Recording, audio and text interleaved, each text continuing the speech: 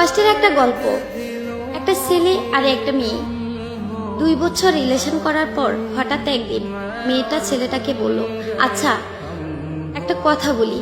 ছেলেটা বলল, বলো। মেয়েটা বলল, রাগ করবে না তো? ছেলেটা বলল, না। মেয়েটা বলল, আমাকে ছেড়ে যাবে না তো? ছেলেটা বলল, কখনো যাব না। মেয়েটা বলল, ভুল বুঝবে না তো? ছেলেটা বলল, না, বুঝবো না। মেয়েটা বলল, জানো আমার একটা অতীত আছে।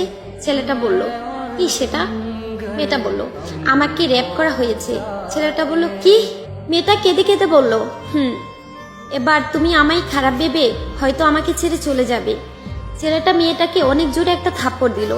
মেয়েটা বলল, চলে যেতে পারো, আটকাবো না। এ বলে মেয়েটা কেঁদে কেঁদে চলে গেল। কিছুদিন পর হঠাৎ একদিন ছেলেটি মেয়েটিকে ফোন করলো। মেয়েটি বলল, হ্যালো। ছেলেটা বলল, একটু দেখা করবে? মেয়েটা বলল, কোথায়? ছেলেটা বলল, আমরা যেখানে দেখা করতাম। মেয়েটা বলল, আচ্ছা।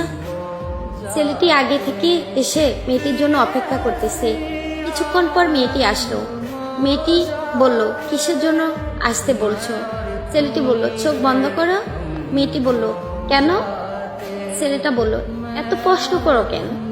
মেয়েটা বলল, আচ্ছা চোখ বন্ধ করলাম। ছেলেটা বলল, এবার চোখ খুলে তাকাও। মেয়ে চোখ খুলে দেখে যে ছেলের বাবা মা আসছে। মেয়ে অবাক। ছেলেটা তখন হাঁটু গেড়ে বসে মেয়েটাকে বলল, তুমি কি আমাকে বিয়ে করবে? মেয়েটা বলল, তখন ছেলেটি বলল, আমি তোমাকে ভালোবাসি, তোমার অতীতকে না। তারপর ছেলে ও মেয়ে বাবা মায়ের ইচ্ছাতে তাদের বিয়ে হয়। হ্যাঁ, এটাই সত্যিকারের ভালোবাসা। অতীত জেনেও ভালোবাসার মানুষটি ছেড়ে যায় না। আসলে এই গল্পটা শুনে বুঝতে পারলেন, সব ছেলে এক হয় না এবং তার পরিবারও না।